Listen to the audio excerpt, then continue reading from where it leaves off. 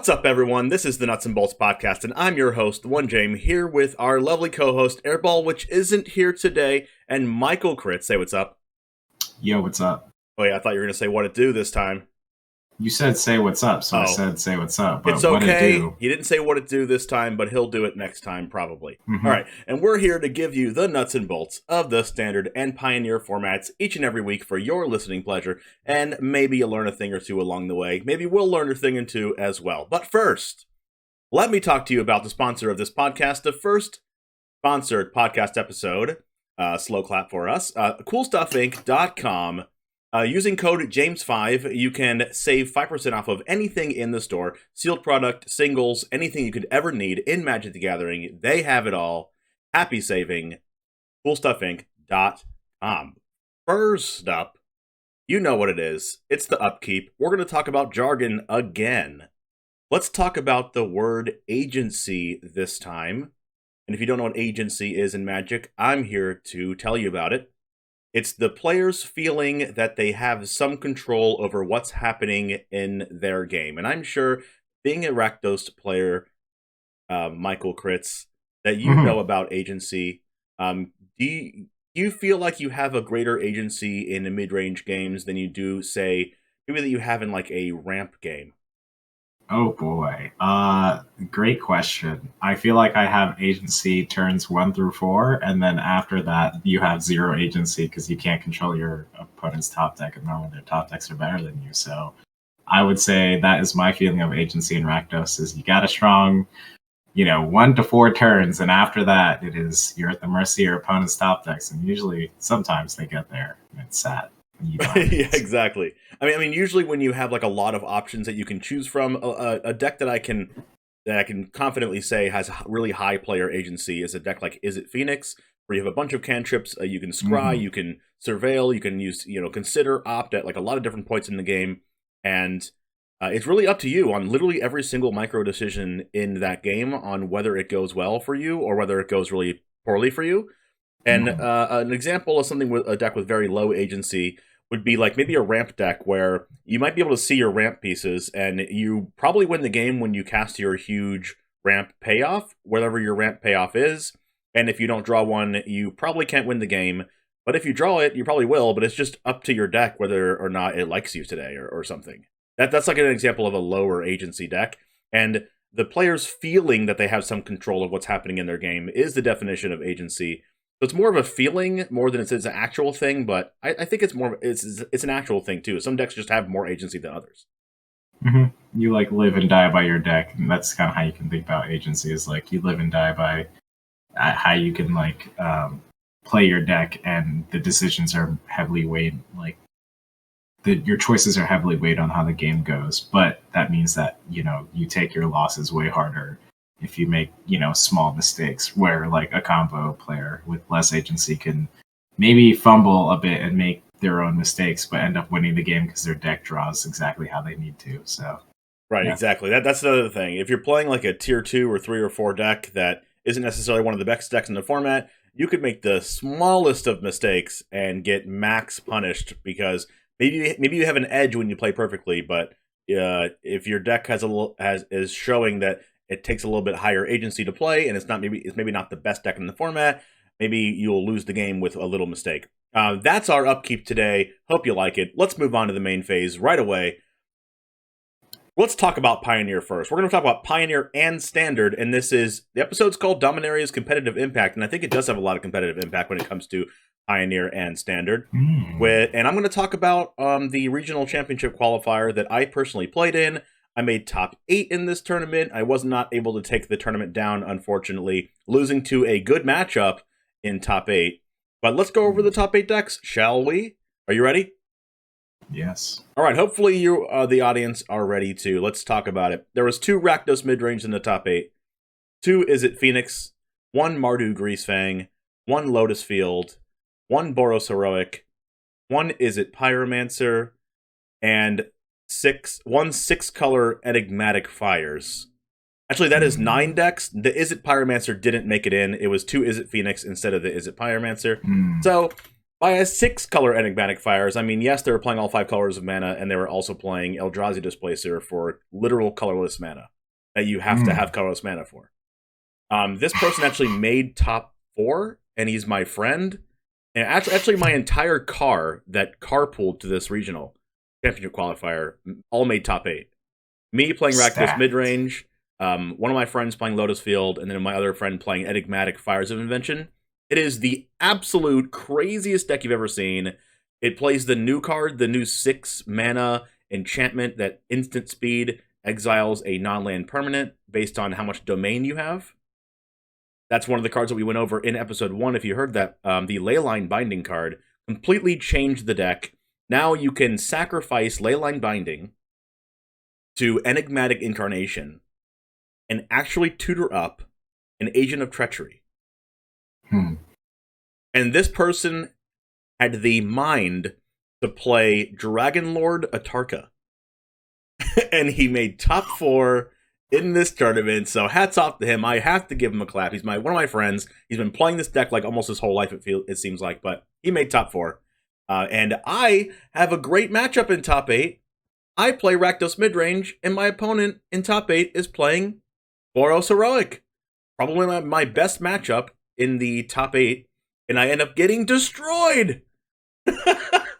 I got That's destroyed. That agency for you. Yeah, I got destroyed. The only cards I could draw, you would think that it's good against Boros Heroic because I have a bunch of Fatal Pushes and Bone Crusher Giants and just so many removal spells, Dreadbore, and they just don't have enough protection spells to keep up with how much removal's going on.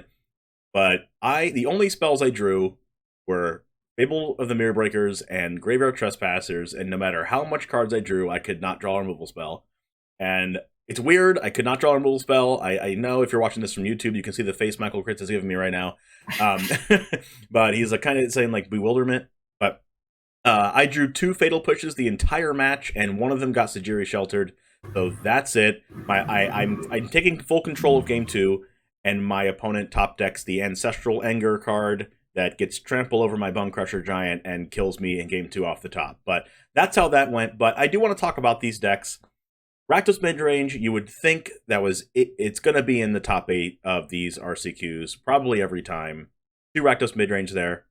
2 Izzet Phoenix, which you don't really hear talked about a lot in Pioneer as of late. At least I don't hear talked about in my circles. But what do you think about Izzet Phoenix and its presence? 2 copies of that deck in the top 8, and there was 4 Izzet Phoenix in the tournament. Yeah, had they? I mean, this is. I was playing some RCQs before I had to move, which is I just got to my new place in Spokane and haven't been able to really jam Magic for like a month plus. But had they added any new cards from the new set to Izzet Phoenix yet, or are they just still playing the stuff that they did before the set dropped? I can't think of a card right now off the top of my head from Dominaria that went into the Izzet Phoenix deck. I actually no, I can't think of one. There's of course there's the Thing in the Ice. There's the Ledger Shredder, Phoenix. There's just a bunch of cards that are in that deck that I don't think are in Dominaria. But even if it did, like, it doesn't do anything that impactful. It could just be like another cantrip, which is even if something did slide in there. So anyway, I do feel like the Phoenix.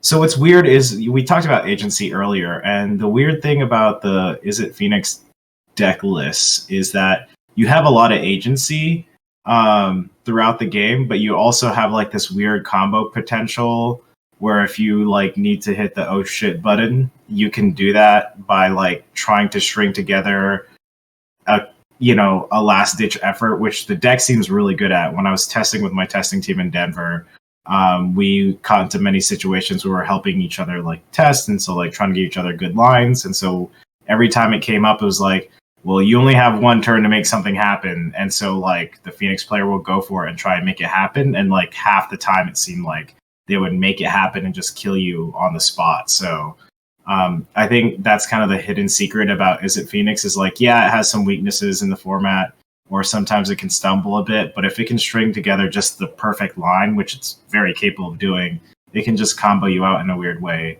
or just one turn kill you when you thought you had everything in the bag. So that's my perspective on Is It Phoenix. Yeah, I mean, I think in a field of Rakdos midrange, Graveyard Trespasser being such a good card against Is It Phoenix might push it out of the format, as so I thought. There was 2 Is It Phoenixes in there in the top 8, and I think a lot of that has to do with the presence of not Dig Through Time, but the other Delve spell, the one that draws 3, which is really good against Rakdos. But Rakdos does do a pretty good job at getting rid of the graveyards. But I personally played against one of the Is It Phoenix players that made the top 8 in round 1. I ended up winning that match, but I didn't play against him in the top 8. He ended up making top 4. Let's talk about Mardu Greasefang. This has rose in popularity over the last month, or a little bit more than a month. Mardu Greasefang has started to play Liliana of the Veil, and I think that makes it a lot better. Not a lot better. It's an interesting card. You want to play it on turn 3, which you also want to play Greasefang on turn 3, but also Greasefang needs to discard. Like, it needs to have a discard outlet in hand. If it doesn't have Fable the Mirror Breaker or a way to make a blood token, it's really difficult to get those huge vehicles out of your hand. And Liliana is just one more way to do that, while also adding the ability to sacrifice your opponent's creatures. And if it's not dealt with, it will kill your opponent by sacrificing half their permanents. So Mardu Greasefang here in the top 8. What do you think that Liliana of the Veil does for this deck? It probably just gives it a better 1-for-1 kind of a 1-for-1 angle, in the sense of, like, if you're having a slow hand and Greasefang isn't in your hand and you have Liliana, then you can kind of diminish your opponent's resources, maybe to a way that it slows the game enough so that you can eventually get to your Greasefang, and because your yard is loaded up with all your favorites, by the time you do cast your Greasefang, it should probably end the game. So that's probably why Liliana is in there. And I think we were mentioning this before in episode 1, that, like, this is where Liliana has, like, the perfect fit into any of the decks in Pioneer. Like, I think if you're trying to play Liliana in another deck, in another deck that exists, you have to substantially change the deck to a degree that doesn't maybe resemble the original deck. Whereas, Liliana into a Greasefang deck, you don't really have to substantially change the deck altogether. So that's what I would say about Liliana's effect in a Greasefang deck. Let's talk about how Dominaria impacted Lotus Field, and that is absolutely 0. Lotus Field ended up taking down this entire tournament, but there's one card that they were playing that did come out in Dominaria United. That is the 2-mana Scry 2 draw card, but if you kick it for a green, you get to play an additional land. They cut 2 Arboreal Grazers and put those 2 of that copy of the card in its place. And they said that it won them a couple of games where they were one mana source off. While they were comboing, they were able to cast the card, put an additional land on the battlefield, and then it used that land to become a Lotus Field, and then untap both Lotus Fields with a lot of their cards that untap 2 lands. So it was a pseudo extra combo enabler for them, and they actually won the entire tournament. They played against Is It Phoenix in Top Cut. They played against Heroic. They beat Heroic in the finals. For Lotus Field to beat Heroic, it is astounding to me, because Heroic can kill on turn 4. And Lotus Field has to kill on turn 4, basically, to win the game. And actually, the person that was playing Lotus Field said that this new card, I forgot the name off the top of my head, Joint Exploration, that's what it's called. Yeah. Joint Exploration, combined with Arboreal Grazer, if you draw both of those, lets you combo on turn 3 of the game. Yeah, you were high up on that card when we had episode 1, Joint Exploration, but we didn't know where it was going to slot in, or at least, like, we maybe all had the thought of, like, Lotus Field. But I think this is an interesting card to put into Lotus Field, just because, like, you mentioned that they went down on some Arboreal Grazers in their list and went up on some Joint Explorations. Actually, no, it wasn't up in the place of Arboreal Grazer. It was in the place instead of Arboreal Grazer, they played Fog, so they played 2 Arboreal Grazer, 2 Fog. And I ended up beating them in one of the games in Swiss by using Bone Crusher Giant in response to Fog, because Bone Crusher Giant says that damage can't be prevented. Correct. And I ended up winning that game. But they said Fog was pretty good for them. They played it in place of a couple of other cantrips. I don't know whether it was an Impulse or something else, but they played it in place of another cantrip to just scry 2, draw a card instead of doing something else, and to have the added upside of being able to combo a turn earlier by putting an extra land in play. That makes more sense. The thing about the thing about Lotus Field is if it's not prepared for, it could just take a weekend. Even if it is slightly prepared for, like if someone, there's one deck or 2 or 3 decks in a tournament that's prepared for Lotus, and it only matches up once against them or dodges them completely. Like Lotus can just run away with the game. It's kind of like a deck check for the decks in the field. I don't prepare, and I'm part of, I definitely think that way. It's like, just don't get paired against Lotus Forehead. There's only one player in the field, just don't pair against them, and that's kind of like what my testing team kind of have just gotten the headspace of. And so if you're a Lotus Field gamer, don't I guess necessarily be discouraged. It is a deck. I still believe it's a deck that can run away with the weekend. So, yeah, I'm not surprised. I'm not surprised that it happened. Is it not very probable that it could happen that Lotus Field can win a whole weekend? No, but is it possible? Absolutely. And I live in the realm that they can just win a weekend straight up. Yes, they were just destroying everyone. Some of the games just weren't even close. They hard cast Omniscience from hand with 2 extra mana left over to play around the Phoenix's Spell Pierce. It was so dirty. Yeah, they could just run hot too. That's a deck that we're talking about agency. They could just run hot and just take the weekend away, which is exactly what, in some ways, what you're saying happened. It's just they can just take the weekend away because they're running hot, straight up. I don't think Dominaria United added anything to the Boros Heroic deck. But the Heroic deck does what the Heroic deck does. It puts some 1-drop creatures on board, possibly some the Virtuoso card that has double strike, potentially Pyromancer, and starts racking up the spells. Add Gigantha back to the hand. Cast some more spells and kill your opponent from 37 out. And that's just what the deck does. I don't think it got any cards from Dominaria United though. Yeah, Virtuoso, good card. Very good card in that deck. Yeah. Let's talk about a deck that actually got so much better with Dominaria United, and that's the 6-color Enigmatic Fires of Invention deck. Leyline Binding does so much for this deck. I've already talked about Agent of Treachery and Dragon Lord Atarka, but they also sideboarded into Titan of Industry. So, because Leyline Binding is a 6-mana enchantment that they can play on turn 2 or 3 of the game, you can play Enigmatic Incarnation on turn 4, and then sacrifice the Leyline Binding into a huge card that will definitely win you the game. And not to mention that Agent of Treachery, Dragon Lord Atarka, and Titan of Industry all have Enter the Battlefield triggers, and that deck also plays Yorion. So the turn after that, you can add Yorion back, and then play your land drop, assuming you had Fires of Invention out, and then cast Yorion, and then blink everything, and you win the game. They also had 2 copies of Siege Rhino, so this is the Siege Rhino deck in the top 8, so you best believe I'm rooting for it.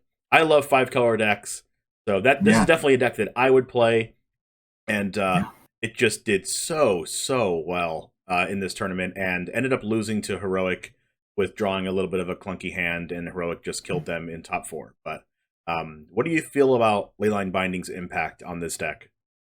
That's great. I want to see it happen in Pioneer. It's just another useful tool, and it kind of makes, I don't know, just gives it a nice solution to some stuff in the format. And so I think because of its existence, there might be other decks that get to pop up because it's kind of checking other decks. And so decks need to perhaps account for it. And then that in change might bring another deck into the forefront, which is, we always want deck diversity. Another opinion I have is it's so weird. I've just watched you on streams play five color so much in the past that I see you like primarily more as like a 5-color, 6-color, 4-color player, but obviously you like are jamming Rakdos a lot, and I'm like I'm the Rakdos guy. What are you doing in my territory, man? But are you thinking about maybe purchasing the 6-color and giving it a whirl? I have the 6-color deck on Arena already, but I haven't experimented with it after it got Leyline binding. So I'm super happy to be playing to play this deck. It also played a Renegade Rallier. It played the 2-mana enchantment that edicts your opponent, and then you can sacrifice the edict with Enigmatic Incarnation, and then go get Renegade Rallier from the deck, and then Renegade Rallier enters the battlefield, it brings back the edict, and then edicts them again. So yeah, so it's the deck just goes way over the top of a lot of different decks. It might have a pretty bad blue-white control matchup, or a mono blue spirit tempo deck matchup. Would be a bad heroic matchup. But other than that, if it gets paired against Rakdos all day, it will go undefeated. Yeah. Oh yeah, for sure. So like, yeah, another deck that I think is fine to bring to RCQ. Obviously, it did well. So that's what I want to talk about Pioneer. Let us know in the YouTube comments or here on whatever podcast platform you're listening on, whether it's Spotify, Apple, whatever it is. Let us know. You can always find us on Twitter at Nuts and Bolts Pod. And you can also find us on YouTube if you're listening to us on a podcast at the Nuts and Bolts Podcast on YouTube. Anyways, let's go ahead and jump from Pioneer into Standard, where a lot of tournaments have been happening since Dominaria United. And one of those tournaments is my tournament. I run a tournament called Stream League, and this was the 12th one that we've done. And this one had 36 players. And this one had a top 8 that consisted of every single deck being a black mid-range deck. Literally every single one. Let's explain the top 8 for you after Swiss was Lord Kaiju 5-0 with Esper midrange. We have Golgari midrange at 4-1, Jund midrange, Esper midrange, Mono Black midrange, Jund midrange, Orzhov midrange, and Rakdos midrange. So we had a bunch of decks. We had Rakdos midrange squeeze into top 8 on Breakers and ended up winning the entire thing from 8th place. And the 8th place Rakdos deck was just basically mono black, but replaced 2 of the worst mono black cards in the deck, probably being Evolved Sleeper and Concealing Curtains, and maybe like a Tainted Adversary or Junji Midnight Sky. Like the cards that are just maybe the worst cards in your deck, replaced those with the best red cards in the format, being Blood Tithe Harvester and Fable the Mirror Breaker, as the only red cards in the deck. In the main deck, sideboarded just a Braid and Voltage Surge, and that's it for the red cards in the whole deck.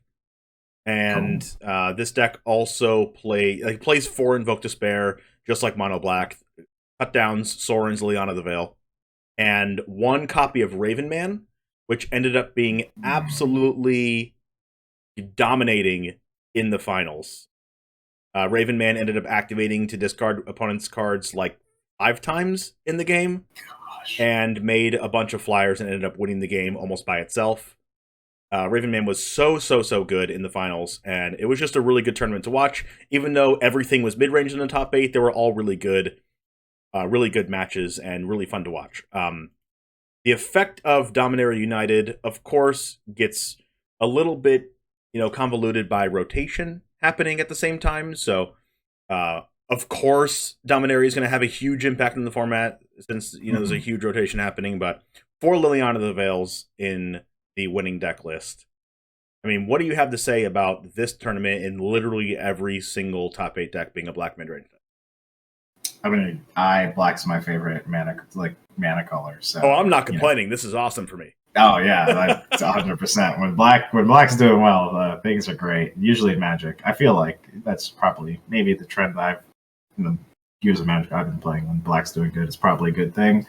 I think I'm curious to maybe I'll go watch the VOD at some point, but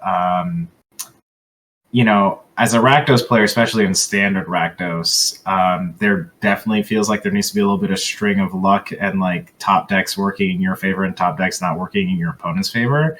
And I'm curious to know, how well it would perform if it stumbled. Because like the appeal, I've been seeing talks about the mono black deck list in many places, and consistency is like one of the best things you can do in Magic. So if all your mana lines up, like you should be powerful. And if the cards are powerful enough, what it sounds like the Rakdos player did not feel that was the case and made some switch ups. So yeah, I'm interested, but congrats to that player, and probably ran a tiny bit hot just to kind of make sure things came together seamlessly or nicely. The thing about you touched on if things run together well and things run smoothly, and you start to think, oh well, I mean, you're just top decking. What could possibly happen if you're just top decking? But the thing about Blood Tithe Harvester and Fable the Mirror Breaker is like, if you're playing those two cards in your deck, you just run smoother. Like your deck's just so much better, just because they're in it. Not only is Blood Tithe Harvester a 3-power blocker, 3-power attacker, not only does it actually just deal -/- to your opponent's creatures that kill them, but it also just leaves the blood token behind, to where if you're ever top decking, you just get a redraw. So like, there's so many things that this card does. There's so many things that Fable the Mirror Breaker does. It helps you on your mana if they don't immediately kill the 2/2. So if you're missing your 4th land drop, you can hit your 4-drop anyway. You can filter your cards in your hand to draw your lands and replay your lands. So, like the percentage of the time that you actually stumble in with playing these cards in your deck is like pretty low.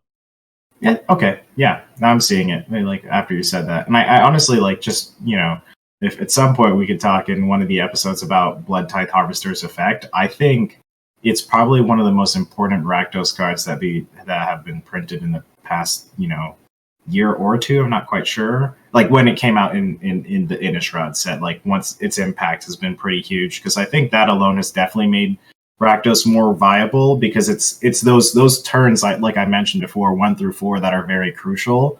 And it's like it does depend on your turns 1 and 2, and 2 and 3, depending how things line up, that if you can actually get stuff going. And so I think 2 is usually the sweet spot, which is where Blood Tithe Harvester fills in. Because if there was no Blood Tithe Harvester, yes, I believe that Fable the Mirror Breaker is a very strong card.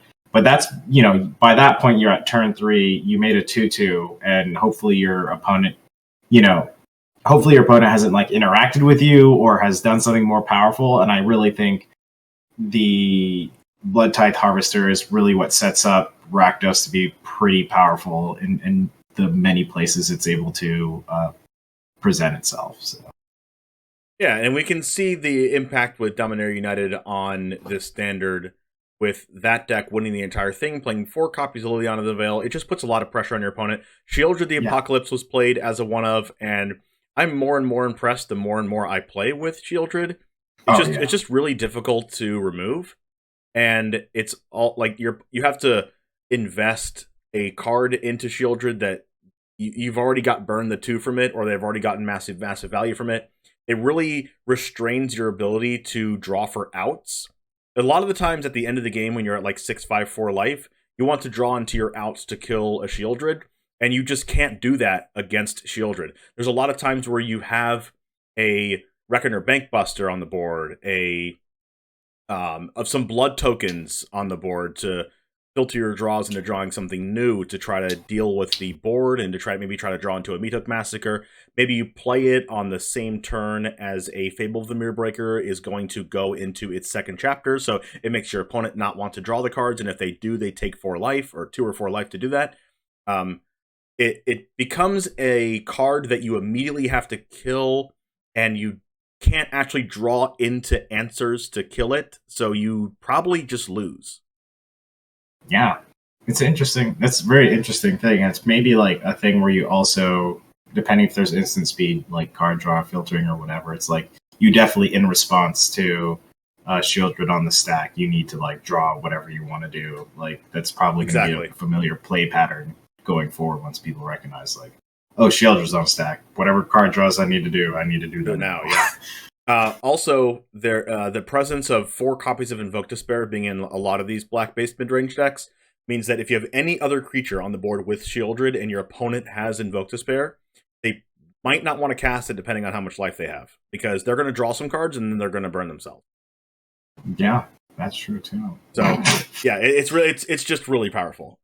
Sure. And I can see that being one of the main reasons why these decks are doing as well as they're doing. Let's talk about the deck that went undefeated, though, in this tournament. It didn't win the entire thing like that Rakdos did, but it's an Esper mid-range deck that is more of an Esper Legendaries deck, and I actually played this one on stream and have a YouTube video of it on my personal YouTube channel, but this has every single card in this deck is Legendary, besides Brutal Cathar. There's 2 Wandering Emperors, 2 Kaido Shizukis, 4 Thalia, Guardian of Thraben, 3 Adeline, Resplendent Cathar, 3 Jadar, Ghoul Collar of Nephalia, the one that makes 2/2 zombies. There's 1 Kodos, the Silent Spider, the one that exiles things from graveyards and removes all of them from your opponent's deck. There is 4 Shieldred. 4 Shieldred, let me repeat, 4 Shieldred in the deck. 2 Urtai Resurrected, which is the new card from Dominaria. United as well, the one that's kind of like a... what is that card? I mean, it's just like a 4-mana counterspell creature, like the Snake, Mystic Snake. It's kind of like that, where you can counter a spell, and your opponent draws a card, or you can destroy a creature or planeswalker, and your opponent draws a card.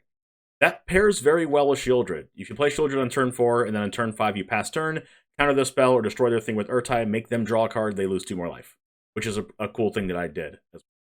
Really, really good card. And then 3, there's 3 Elas Ilkor Sadistic Pilgrim, which is in 2 mana, Orzhov 2/2. Every time a creature enters the battlefield under your control, you gain a life. Every time one of your other creatures dies, your opponent loses a life. Pairs very well with cards like Adeline and Wandering Emperor that make additional creatures, so that you can gain a bunch of life. And it also pairs very well with the Meathook Massacre, and if you Meathook Massacre your own board with Elas Ilkor on the board, they take double the life, which is really cool. Also, it plays 4 Rafine, 4 Brutal Cathar, 1 Raven Man, and 1 Meathook Massacre. And Meathook Massacre is also legendary, so it works well with this deck. And the reason why this deck works so well is that there's 4 copies of Plaza of Heroes. It's a new card that just came out in the new set, and it says it taps for colorless mana, and then it also taps for any color of mana if you're casting a legendary spell. It also taps for any color of mana among legendary creatures you control. So it almost always taps for whatever color of mana you want, as long as you're casting a legendary or have a legendary on board. It also has an effect, just when you thought that this land wasn't good enough, you can pay 3 mana and tap it at instant speed to give any of your legendary creatures hexproof and indestructible till end of turn. That's disgusting. I just realized the implications of this card. Yeah, in that deck that you're talking about, the legend, I was like, why are they playing all legendaries? And this is what does it. And yeah, that's disgusting. Like everything, it's one of those weird Esper decks that like everything works together really well, even though it's just like it seems like just a pile of cards from all these different sets. And it just shouldn't work well.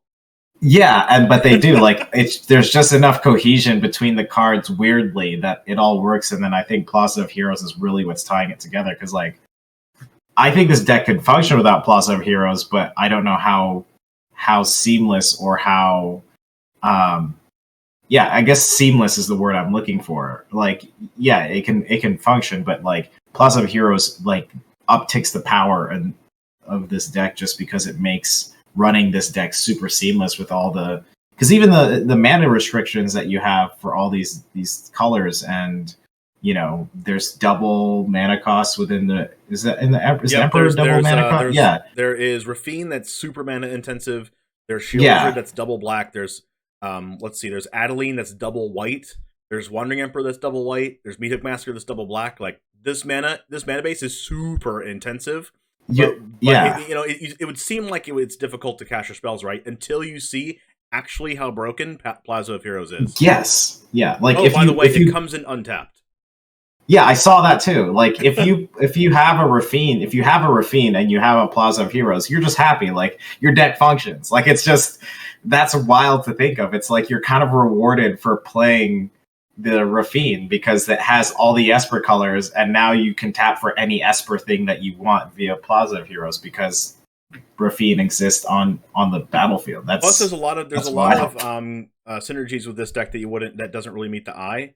When you have Shieldred on board and you have a couple creatures and you play, and maybe you have an Adeline or whatever, but you play a Rafine and you get the Connive trigger with like 3 or 4 attackers, you gain like 8 life.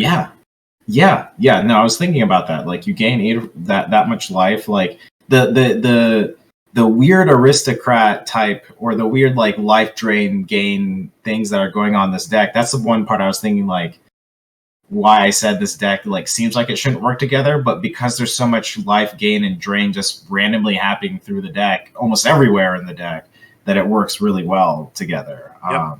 I was playing this on stream and on YouTube, and I sideboarded into both other Urtai Resurrected, the counterspell, and 3 Obscura Interceptors, which is also the 4 mana Esper like bounce spell. It's kind of like a Divide by 0.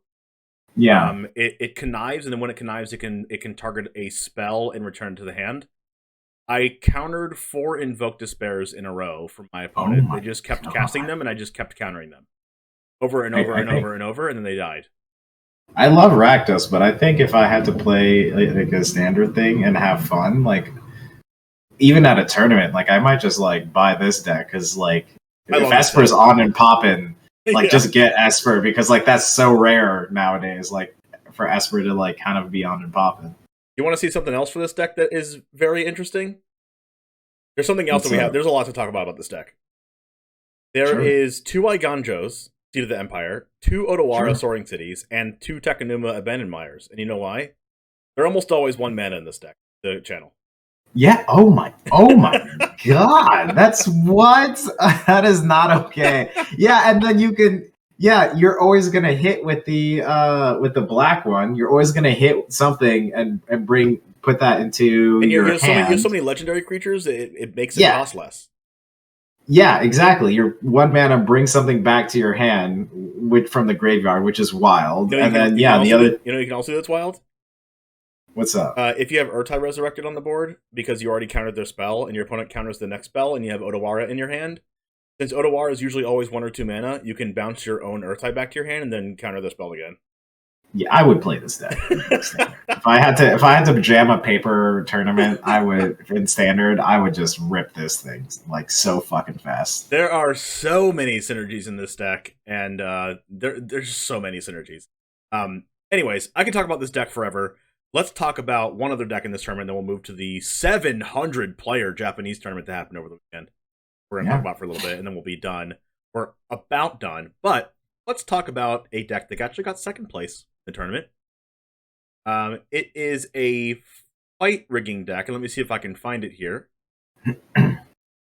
It's a Golgari mid-range ramp deck with Workshop War Chief, Titan of Industry, 2 Shieldreds, Defiler of Vigor, Gloom Shrieker, Topiary Stomper, and 1 copy of the new card Namada Primeval Warden, which is kind of like a Kalitas.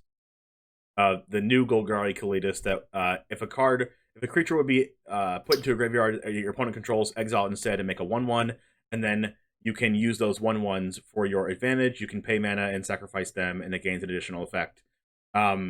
We have 2 copies of Dig Up, 3 Storm the Festivals, 1 Bouncer's Beatdown, 1 Cut Down, 2 Infernal Grasp, a Reckoner Bankbuster, 1 Cruelty of Gix, and 3 Meathook Massacres. I believe. Wait, is this the fight? I thought this was a fight rigging deck, but this is not fight rigging.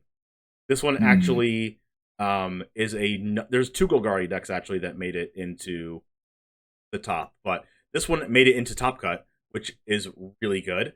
The one that got 2nd place, I believe, is... Let me see if I can find it here. I don't have... It should be here. Yes, it is. It's a Jund mid-range deck, and that one's playing fight rigging. 4 fight rigging, 4 Cruelty of Gix, 1 Meathook Massacre, 4 Storm the Festival, 4 Shakedown Heavy, 4 Titan of Industry, 2 Soul of Windgrace, 3 Shieldred, 4 Bloodtithe Harvester, and 4 Fable of Mirror Breakers. The deck was doing such good things with casting Storm the Festival, and then off the Storm the Festival, they got a They got a fight rigging and a shakedown heavy, and then they entered combat, put the counter on the shakedown heavy, and then Oh yeah. the off the Storm the Festival, when they got the fight rigging with the hideaway trigger revealed another Storm the Festival. Mm-hmm. So they got to Storm the Festival again. Yeah. In the same turn.